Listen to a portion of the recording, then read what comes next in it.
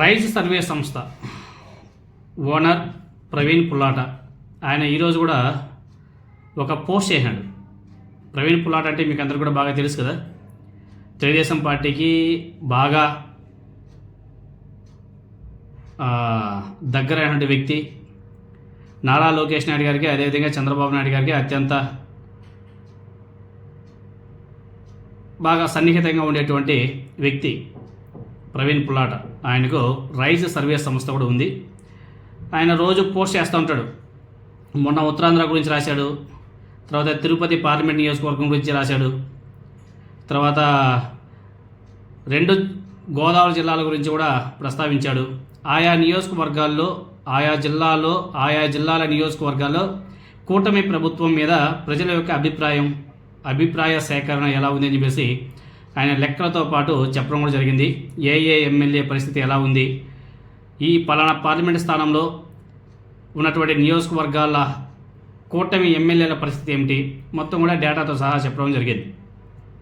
అదేవిధంగా ఈరోజు కూడా ఒక పోస్ట్ చేశాడు. ఈసారి రాయలసీమకు సంబంధించి మంచి డేటా రిలీజ్ చేశాడు.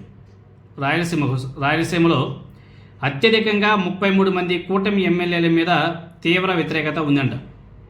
కూటమి కొత్త ఎమ్మెల్యేలకు 2029లో చాలా కష్టమే అని చెప్పేసి ఆయన చెప్పడం కూడా జరిగింది. రెడ్ జోన్లో కూటమి ప్రభుత్వానికి సంబంధించి 4 మంత్రులు ఉన్నారంట.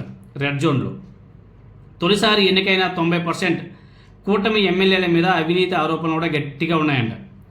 చిత్తూరు పార్లమెంట్లో కుప్పం నియోజకవర్గం, అదేవిధంగా పలమనేరు నియోజకవర్గం తప్పితే మిగిలిన అన్ని నియోజకవర్గాల్లో కూడా కూటమి పార్టీ 2029లో గెలవడం చాలా కష్టమే, వాళ్ళు మర్చిపోవడమే బెటర్ అని చెప్పేసి చాలా స్పష్టం చేశారు.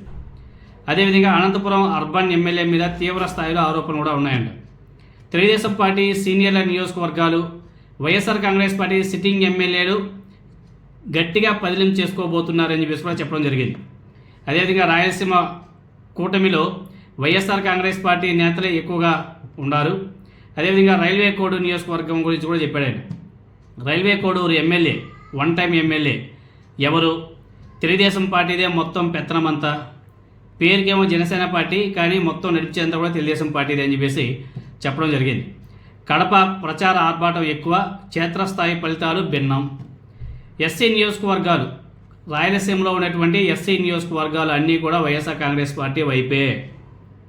తర్వాత అలా చెప్పుకుంటూ సశేషం పూర్తి గణాంకాలు ఓ ఇంటర్వ్యూలో చెప్తానని చెప్పేసి ఆయన పోస్ట్ చేయడం కూడా జరిగింది. ఇక్కడ చిత్తూరు జిల్లాకు సంబంధించి, చిత్తూరు పార్లమెంట్కి సంబంధించి చాలా మంచి డేటా ఇచ్చాడు. పొంగనూరు, కుప్పం తప్ప మిగతా అన్ని నియోజకవర్గాల్లో వైఎస్ఆర్ కాంగ్రెస్ పార్టీ 2029లో క్లీన్ స్వీప్ చేయబోతుంది. ఎందుకంటే చాలా నియోజకవర్గాల్లో కొత్తగా కూటమి నుంచి ఎన్నికయ్యారు. ఈవెన్ చిత్తూరు అసెంబ్లీ స్థానం కూడా తెలుగుదేశం పార్టీదే. ఆయన ఫస్ట్ టైం ఎమ్మెల్యేగా అయినాడు. ఆయన పరిస్థితి కూడా అంతే. అదేవిధంగా దాని పక్కనే గంగాధర నెల్లూరు, జీడీ నెల్లూరు నియోజకవర్గం, అక్కడ కూడా ఫస్ట్ టైం ఎమ్మెల్యే థామస్ గారు ఫస్ట్ టైం గెలిచాడు. ఆ నియోజకవర్గంలో తెలుగుదేశం పార్టీ ఎన్నో సంవత్సరాల తర్వాత ఫస్ట్ టైం గెలిచాడు. ఆయన పరిస్థితి కూడా గోవిందా. తర్వాత ఇలా ఫస్ట్ టైం గెలిచామంటే చాలామంది ఎమ్మెల్యేలంతా కూడా 2029లో ఓడిపోవడం పక్కా అని చెప్పేసి ప్రవీణ్ పుల్లాట గారు చాలా స్పష్టంగా చెప్పడం జరిగింది. ఏదో ఒక ఇంటర్వ్యూలో లెక్కలతో సహా మొత్తం కూడా డేటా రిలీజ్ చేస్తారని చెప్పేసి చెప్పడం కూడా జరిగింది. సో 2029లో రాయలసీమలో మెజారిటీ వైఎస్ఆర్ కాంగ్రెస్ పార్టీ గెలుచుకోబోతుంది.